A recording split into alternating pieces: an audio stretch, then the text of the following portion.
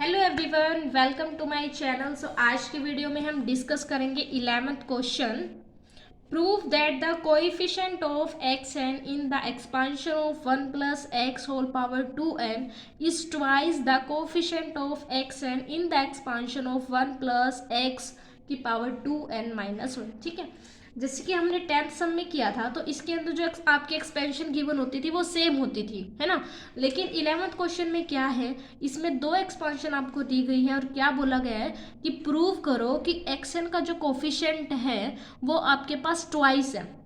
ठीक है, सो इसमें क्या बोला गया है कि प्रूव करो कि एक्स एन का जो कोफिशिएंट है वो ट्वाइस है। किससे ट्वाइस है? इस एक्सपेंशन के एक्स एन के कोफिशिएंट से। ठीक है, यानी कि क्या होगा कि मेरे पास एक एक्सपेंशन है फर्स्ट एंड सेकंड, और इसमें से मेरे को क्या मिलेगा? एक्स एन का कोफिशिएंट मिलेगा। इसमें भी सेम एक्स एन का कोफिशिएंट मिलेगा, लेकिन इस एक्सपेंशन में एक्स एन का जो कोफिशिएंट होगा वो इससे ट्वाइस होगा। सपोज करो कि मेरे पास जो कोफिशिएंट आता है वो 10 आता है, तो यहाँ पे जो कोफिशिएंट होगा वो कितना आएगा? 5, यानी कि इससे क्या होगा? ट्वाइस होगा। ठीक है, सो एक एक्सपेंशन है आपकी 1 plus x 2n, and next है 1 प्लस एक्स 2n माइनस 1। ठीक है, कोफिशिएंट आपको किसका बताना है? एक्स एन का, और इसमें भी सेम एक्स एन का कोफिशिएंट बताना है। ठीक है, अब देखो इसके लिए हम क्या करते हैं, वही सेम फॉर्मूला जनरल टर्म का, T are plus 1 is equal to N C r a n minus r and b r.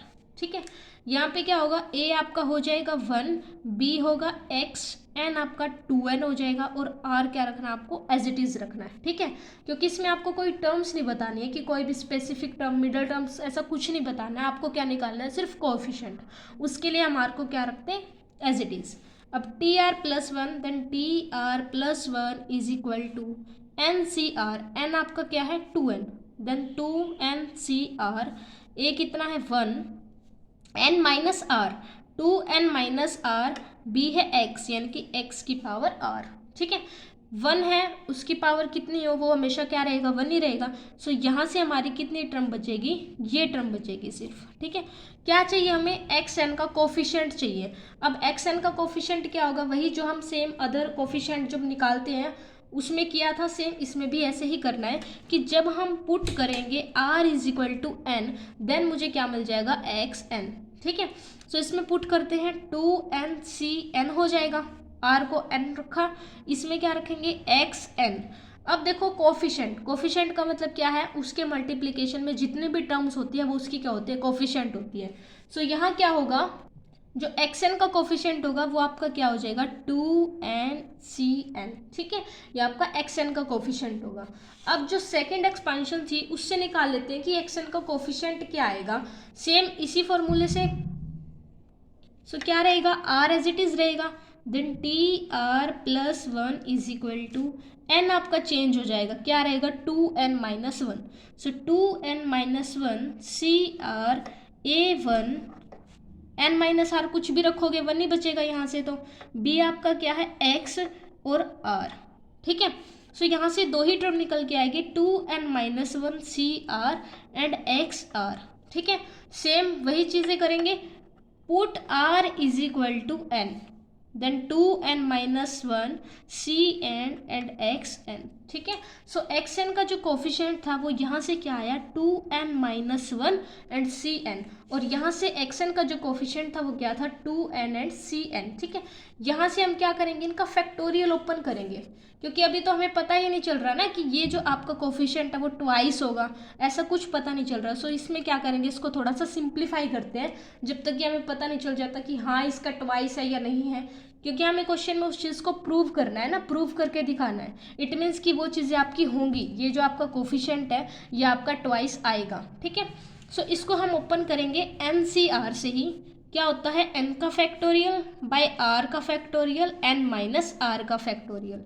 ठीक है, एन का फैक्टोरियल, एन आपके पास कितना है? 2n, देन 2n का फैक्टोरियल, आर क्या है? n, देन n का फैक्टोरियल, एंड दोनों का डिफरेंस यानी कि 2n-n क्या हो जाएगा? n का फैक्टोरियल। सेम इसमें क्या हो जाएगा? 2n-1 का फैक्टोरियल, देन आर, आर कितना है? सेम n का फैक्टोरियल, एंड फिर n माइनस आर, एन आपके पास क्या है 2n माइनस 1 और r आपके पास कितना है n। सो यहाँ से आपका क्या आ जाएगा 2n माइनस 1 का फैक्टोरियल बाय n का factorial and 2n minus n यानी कि n माइनस 1 का फैक्टोरियल। ठीक है, दो टर्म आई है हमारे पास कि 2n का फैक्टोरियल एंड nn का फैक्टोरियल। ठीक है, यहाँ से ये टर्म आई है। अब देखो फैक्टोरियल किसका ओपन करेंगे, जो टर्म आपकी बड़ी होगी उसी का फैक्टोरियल खुलता है ना सबसे पहले, कि जो टर्म आपकी बड़ी है। जैसे अगर 5 का फैक्टोरियल ऊपर है एंड नीचे आपका 4 का फैक्टोरियल है, तो हम इसमें से किसका फैक्टोरियल खोलते हैं 5 का, क्योंकि 5 नंबर क्या है बड़ा है। इसमें भी हम ऐसे ही करेंगे। यहाँ पे क्या है 2n का फैक्टोरियल और ये इससे क्या है टर्म एक कम है, ऐसे ही नीचे है n का फैक्टोरियल और n माइनस 1 क्या है इससे एक टर्म कम है। तो बड़ी आपकी टर्म कौन सी हो जाएगी, ये वाली। तो हम इसको ओपन करेंगे। सो हम इसके फैक्टोरियल को खोलेंगे। 2n का फैक्टोरियल कैसे खुलेगा, 2n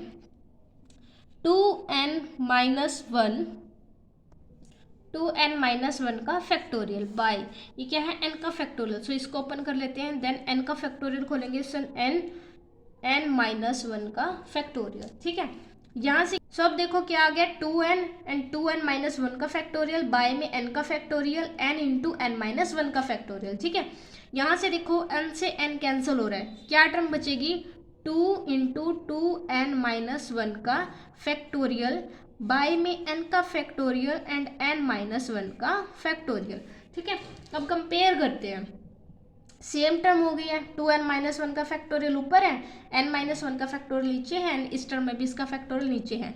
अब देखो इससे क्या पता चल रहा है आपका 2 इंटू यानी कि ट्वाइस। सो यही तो हमको प्रूफ करना था ना कि इस एक्सपेंशन में xn का जो कोफिशिएंट होगा वो आपका ट्वाइस होगा, यानी कि सेम टर्म है बट यहाँ पे क्या है 2, यानी कि 2 क्या है ट्वाइस है ये इस टर्म से, ये जो टर्म है आपकी इस टर्म से क्या है ट्वाइस है। सो यही आपको प्रूफ करना था, आपका प्रूफ हो चुका है कि एक टर्म का जो कोफिशिएंट है वो आपके दूसरे टर्म से ट्वाइस में है।